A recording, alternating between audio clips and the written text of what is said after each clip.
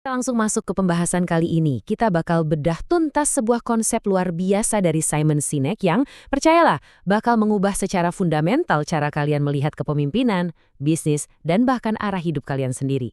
Pernah nggak sih mikir, kenapa ada pemimpin yang dengan gampang bikin orang tergerak, sementara yang lain udah teriak-teriak tapi nggak ada yang peduli? Nah, kita akan cari tahu jawabannya sekarang juga. Coba deh bayangin skenario ini. Mungkin kalian atau orang terdekat pernah ngalamin. Kalian ada di puncak karir, bisnis lancar, klien papan atas, cuan ngalir terus. Kelihatannya sih sempurna banget kan? Tapi kok di dalam kerasa kosong ya? Gairah kerja hilang, dan rasanya berat banget cuma buat bangun pagi. Ini persis krisis yang dialami Simon Sinek dulu. Dia punya semua indikator sukses di atas kertas, tapi nol kepuasan batin. Jadi pertanyaannya, kenapa sih kesuksesan material sering banget gagal ngasih kita kepuasan yang sesungguhnya? Masuk ke bagian pertama kita, kesuksesan semu dan jebakan manipulasi.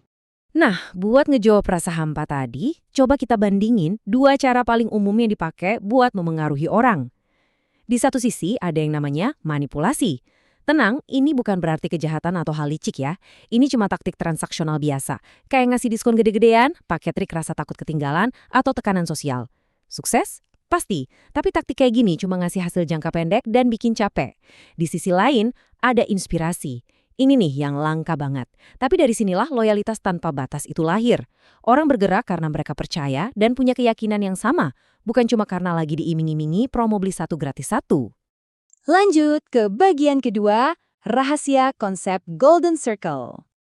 Terus, gimana caranya kita bisa mulai menginspirasi? Sinek punya jawabannya. The Golden Circle atau lingkaran emas. Coba bayangin 3 lapisan lingkaran ini. Di lapisan paling luar ada what alias apa. Semua perusahaan pasti tahu persis apa yang mereka jual atau lakukan. Geser sedikit ke dalam ada how atau bagaimana. Banyak yang tahu gimana cara mereka ngelakuinnya, mungkin lewat proses yang unik atau nilai tambah tertentu. Tapi, di inti yang paling dalam ada why atau mengapa. Sedikit banget loh organisasi atau orang yang benar-benar tahu mengapa mereka ngelakuin hal tersebut. Dan ingat ya, cari duit itu bukan why, itu cuma hasil. Why adalah keyakinan kalian, tujuan utama kalian, alasan kuat yang bikin kalian semangat bangun tiap pagi. Kebanyakan dari kita tuh ngomongnya dari luar ke dalam. Kita pamerin dulu produknya. Padahal, para pemimpin yang menginspirasi ngelakuin hal yang sebaliknya. Contoh paling gampang dan brilian soal komunikasi dari dalam keluar, lihat aja Apple. Bayangin kalau mereka ngomong kayak perusahaan biasa. Kami bikin komputer yang bagus nih, desainnya juga cantik secara proses. Mau beli? Boring banget kan? Tapi karena mereka memulainya dari why, pesannya beda jauh. Kami percaya pada upaya menantang status quo. Kami percaya pada cara berpikir yang berbeda. Boom! Mereka memulainya dari sebuah keyakinan. Hasilnya, orang rela ngantri semalaman di depan toko. Ingat baik-baik, orang tuh nggak beli apa yang kalian buat. Mereka beli alasan mengapa kalian membuatnya. Masuk ke bagian ketiga kita, biologi otak dan bukti sejarah. Kalau kalian pikir ini cuma kata-kata motivasi yang manis, kalian harus dengar fakta ini. Konsep Golden Circle ini ternyata cocok banget sama anatomi biologi otak kita. Lapisan neokortex, yaitu bagian otak rasional kita, itu memproses fakta, angka, dan fitur. Ini sejalan persis sama level what, tapi di dalam sana ada limbic brain, otak emosional kita. Bagian ini memproses rasa percaya, loyalitas, dan yang paling krusial, penentu keputusan. Dan coba tebak, bagian ini terhubung langsung sama level how dan why. Fakta yang paling bikin merinding adalah, limbic brain ini sama sekali nggak punya kemampuan buat bahasa. Makanya sering kan kita ngambil keputusan pakai feeling atau insting, tapi susah banget dijelasin pakai kata-kata. Itu karena kita mutusin sesuatu pakai area emosional. Baru deh kita cari-cari alasan masuk akalnya pakai area analitis.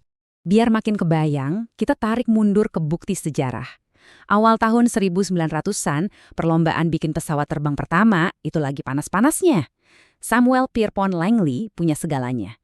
Dana melimpah dari pemerintah, tim paling jenius, dan diliput media besar-besaran. Tapi motivasinya cuma satu, ketenaran. Di sisi lain, ada Wright Brothers. Nggak punya dana, nggak sekolah tinggi, tapi mereka punya why yang luar biasa kuat. Mereka percaya kalau manusia bisa terbang, hal itu bakal mengubah dunia. Dan apa yang terjadi pas Wright Brothers akhirnya berhasil terbang? Langley langsung menyerah dan berhenti detik itu juga. Dia sama sekali nggak peduli sama dunia penerbangan kalau dia bukan orang yang pertama. Wright Brothers punya ketahanan super karena mereka didorong oleh sebuah keyakinan. Atau coba kita ingat momen bersejarah yang satu ini. Tahun 1963, 1/4 juta orang kumpul di Washington buat dengerin pidato Martin Luther King Jr. Waktu itu belum ada yang namanya grup chat atau media sosial. Orang-orang datang bukan buat dengerin 12 poin rencana perbaikan negara yang kaku dan rasional. Enggak, mereka datang karena Dr. King membagikan keyakinannya. Beliau bilang, I have a dream, bukan I have a plan. Beliau ngomong langsung ke otak emosional ratusan ribu orang itu, menggerakkan mereka buat bertindak karena mereka percaya pada apa yang beliau percayai. Sekarang kita masuk ke bagian keempat, membangun loyalitas melalui tes seledri. Terus, secara praktis gimana cara nerapin ini sehari-hari? Bayangin, kalian lagi di sebuah pesta. Ada 4 orang berbeda yang ngasih saran super penting tentang apa yang harus kalian beli buat sukses. Satu orang nyuruh beli permen coklat, yang lain maksa beli seledri, ada yang nyuruh beli Oreo, dan yang terakhir rekomendasiin beras merah organik. Kalau kalian dengerin semuanya dan masukin semua barang itu ke troli belanja, wah berantakan. Orang yang lihat troli kalian bakal mikir, ini orang sebenarnya maunya apa sih? Udah gitu, kalian juga buang-buang uang dan waktu. Tapi, beda ceritanya kalau sejak awal kalian udah tahu why kalian. Misalnya why kalian adalah kesehatan. Keputusannya jadi gampang banget. Kalian bakal dengan pede ngelewatin permen sama biskuit dan cuma ngambil seledri sama beras merah. Poin kuncinya di sini, punya why itu ibarat punya filter otomatis buat setiap keputusan kita. Troli belanja kalian sekarang mencerminkan keyakinan kalian. Kalian kelihatan konsisten, dan yang paling penting, autentik. Orang-orang di luar sana yang punya gaya hidup sehat bakal langsung tertarik karena mereka ngelihat ada kejelasan di tindakan kalian. Lanjut ke bagian kelima, menembus titik kritis pasar. Keselarasan yang kita omongin tadi itu adalah kunci kalau kalian mau ide kalian diterima secara luas. Coba perhatikan hukum difusi inovasi dari Everett Rogers ini. Ini ngejelasin gimana persisnya sebuah ide baru menyebar di masyarakat.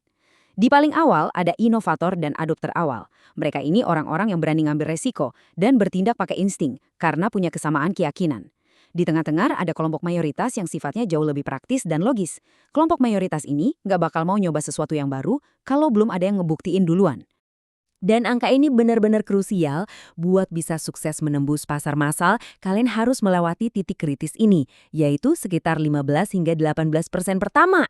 Kalian nggak bisa loh langsung jualan ke kelompok mayoritas yang praktis itu. Kalian harus memenangkan hati inovator dan adopter awal dulu. Dan tahu nggak, mereka ini sama sekali nggak peduli sama fitur produk kalian. Mereka membeli why kalian. Mereka mau ngerasa jadi bagian dari sesuatu yang pas banget sama nilai yang mereka pegang. Coba kontrasin sama nasibnya TiVo. Ada yang ingat? Dulu, teknologi mereka itu ngubah dunia banget. Bisa pause siaran TV langsung dan ngelewatin iklan. Dari segi fitur, alias how dan what, mereka itu nggak ada celahnya. Sempurna. Tapi apa yang salah? Mereka milih buat ngejual fitur-fiturnya secara langsung ke pasar mayoritas. Mereka nggak pernah cerita why atau alasan kehadiran mereka.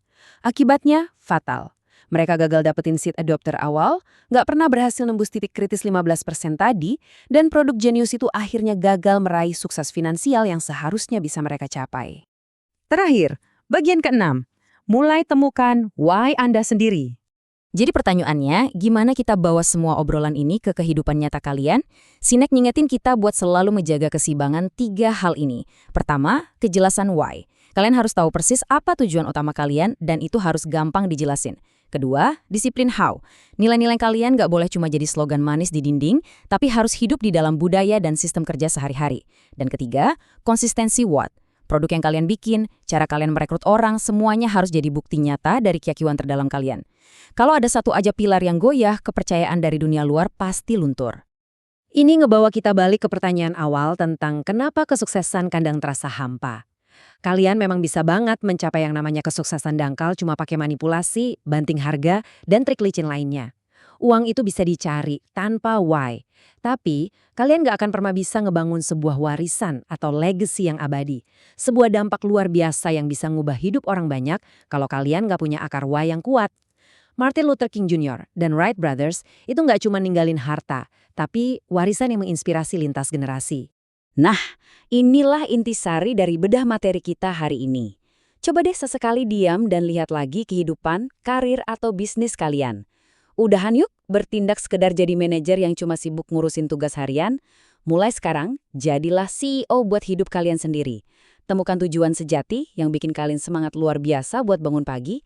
Pakai tujuan itu jadi filter otomatis buat setiap keputusan kalian dan mulailah menginspirasi orang-orang di sekitar kalian. Pertanyaannya sekarang bukan lagi apa yang kalian kerjakan, melainkan mengapa kalian mengerjakannya. Coba temukan jawabannya, dan percayalah, segalanya akan berubah.